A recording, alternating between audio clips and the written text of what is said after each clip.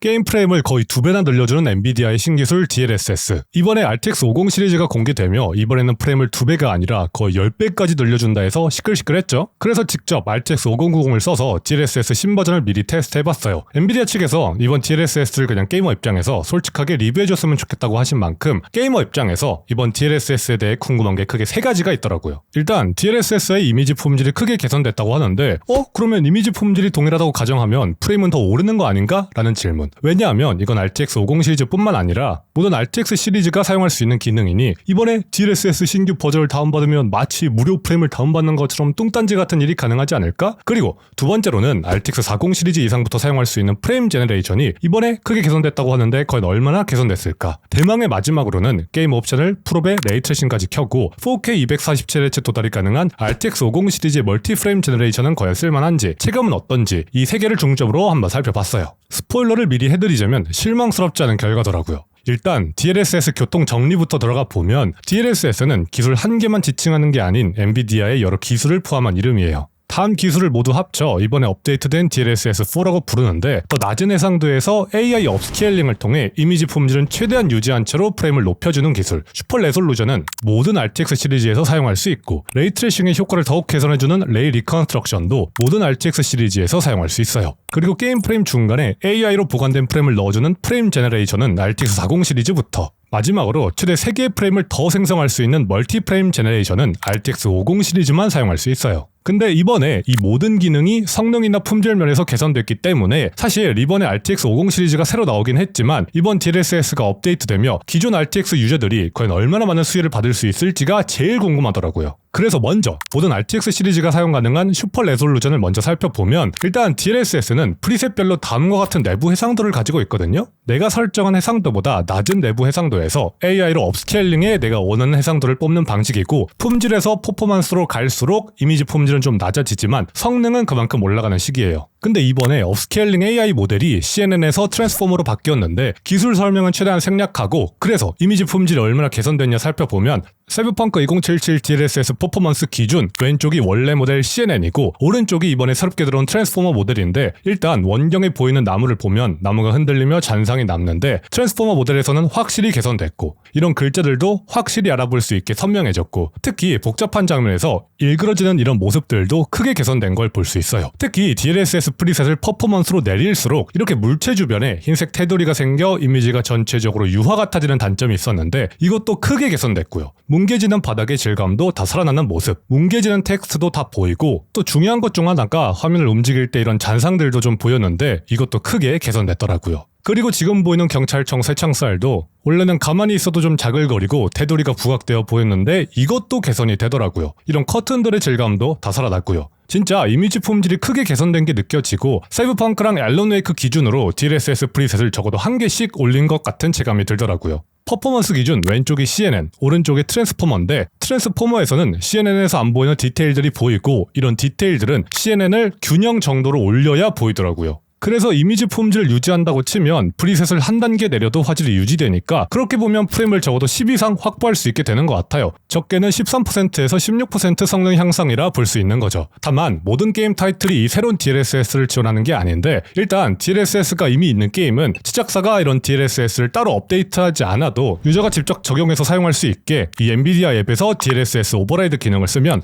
최신 DLSS 버전으로 적용할 수 있다고 하더라고요. 일단 이것만 봐도 DLSS4가 들어오면 RTX 어느 시리즈 사용자라도 이런 개선점을 느낄 수 있다는 게 좋은 것 같아요. 부차적으로 이런 신경망 모델을 트랜스포머로 바꾸면서 CNN 대비 파라미터가 2배 더 많아졌고 계산량이 4배가 더 많아져서 이번에 RTX 50 시리즈는 이걸 염두에 두고 설계한 모델이라 트랜스포머 모델이 성능이 더 좋고 그 전 시리즈들은 CNN 성능이 더 좋다 그러길래 RTX 4090으로도 이 두 모델 벤치마크를 돌려봤어요. 근데 차이가 없더라고요. 6070 라인에서는 차이가 좀 있을 수도 있는데 일단 지금으로선 두 모델 간 성능 차이를 발견하긴 어려웠어요.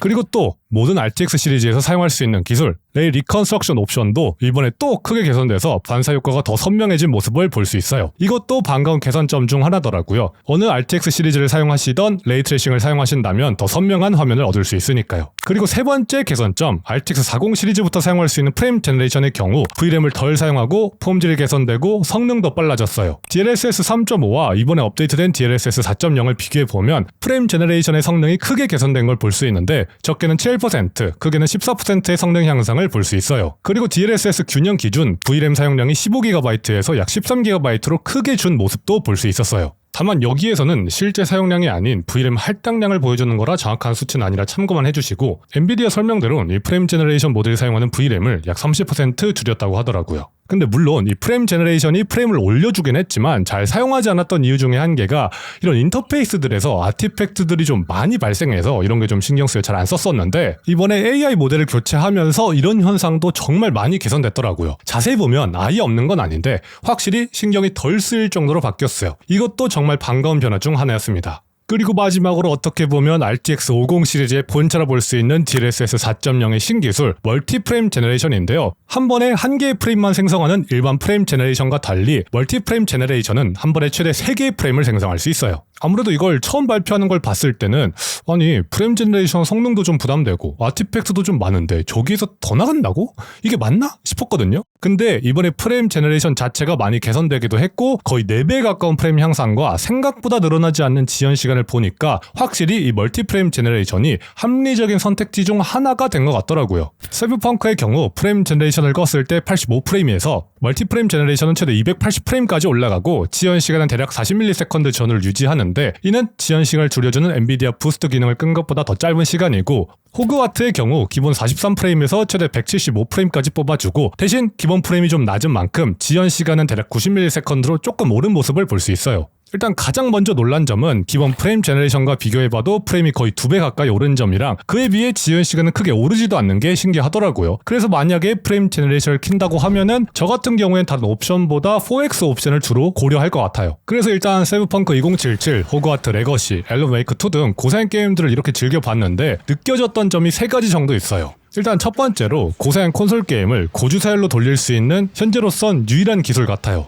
반도체 혁신이 일어나지 않는 이상 지금 그래픽카드로는 레이트레이싱 같은 고품질의 그래픽을 자랑하는 콘솔 게임을 그냥 막 240프레임으로 뽑아낼 순 없잖아요. 모니터는 이미 4K 247Hz를 지원하는 게 있지만 그래픽카드는 아직 무리고, 그런 면에서는 프레임 보강 기능을 쓰더라도 4K 247Hz를 달성할 수 있는 기술이 나온 건 그 자체로 의미는 있다고 봐요. 몇백만 원을 주더라도 4K 247Hz 달성이 가능한 그래픽카드가 없는 것보다 이렇게 프레임을 보강해서라도 달성할 수 있다는 건 차이가 있으니까요. 저만 하더라도 이게 4K 144Hz 모니터인데 이거 당시에 100만원 넘게 주고 샀거든요. 근데 이번 DLSS4가 200프레임 넘게 뽑아주니까 저조차도 얘가 진짜 어떤 느낌인지 제대로 경험할 수도 없더라고요. 그런 면에서는 고화질, 고주사율 모두 원하는 사람의 니즈를 어느 정도 충족할 수 있는 기술 같아요. 두 번째로는 그렇다고 해서 애초에 부족한 성능을 보완해주는 역할은 아닌 것 같아요. 30프레임을 120프레임으로 올려준다고 해서 화면이 빠릿빠릿해지는 게 아니라 부드러워지는 거라 반응 속도가 중요한 FPS나 다른 경쟁 게임에서는 득을 보기 어려운 게 맞아요. 지연 시간이 늘어나긴 하니까요. 하지만 세 번째, 지연 시간이 크게 중요하지 않는 상황에서 프레임이 부족하다면 화면의 부드러움 정도는 크게 개선해 줄 수 있어요.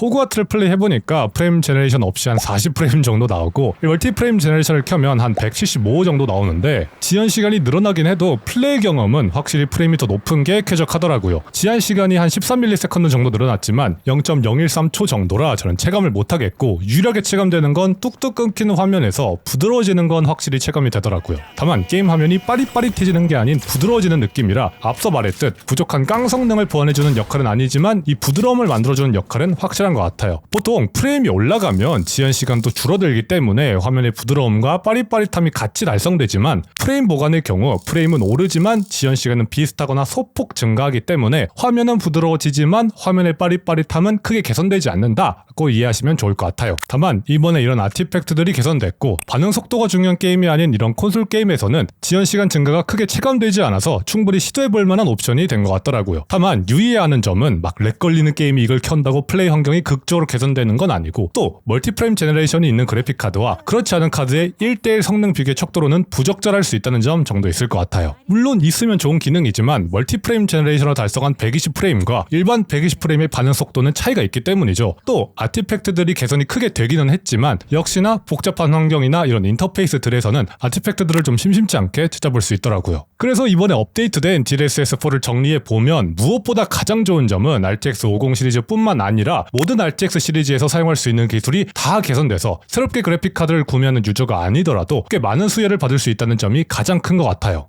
일단 슈퍼 레솔루션의 두 가지 모델이 엔트리나 메인스트림급 그래픽카드에서 어느 정도 성능 차이를 보여줄지 더 지켜봐야겠지만 지금으로서는 이미지 품질 면에서 정말 크게 개선된 게 맞고 또 원래 CNN 모델은 지금까지 약 6년간의 훈련을 마친 모델이고 앞으로 사용할 트랜스포머 모델은 아직은 베타기 때문에 앞으로 더 많은 데이터로 개선될 여지가 있는 모델이라는 점도 흥미로운 것 같아요. 또 RTX 40 시리즈의 프레임 제너레이션도 더욱 쓸만해졌고 RTX 50 시리즈의 멀티프레임 제너레이션도 고해상도, 고주사율 달성이라는 점에서 그 역할을 톡톡히 할 수 있다는 점에서 이번 DLSS4 업데이트는 정말 마음에 들어요. 제가 DLSS 처음 나왔을 때 와 이거 화질이 이렇게 뭉개져서 잘 쓸 수 있을까? 했는데 이제는 뭐 게임이 DLSS 지원을 한다고 하면 무조건 설정할 정도로 비약적인 발전을 했고 이게 소프트웨어로 개선이 되는 거라 새롭게 그래픽카드를 사지 않아도 계속 기능이 개선된다는 게 정말 좋은 것 같아요. 다만 내가 할 게임이 DLSS를 잘 지원하는지 미리 알아봐야 하고 이번에 강제로 DLSS 버전을 올려주는 오버라이드 기능도 모든 DLSS 지원 게임이 되는 게 아니라 또 거기에서 오버라이드가 지원되는 게임이 따로 있더라고요. 이거는 개선해줬으면 좋겠네요. 와 근데 진짜 이런저런 기능 다 켜고 플레이해보니까 RTX 5090이 전력을 500W 넘게 먹고 있던데 와 좀 무섭더라고요.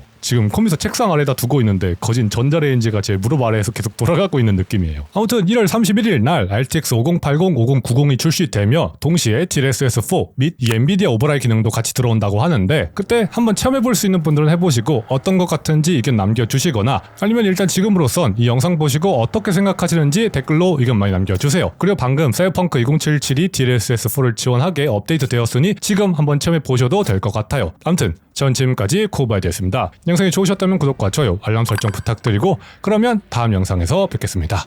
안녕!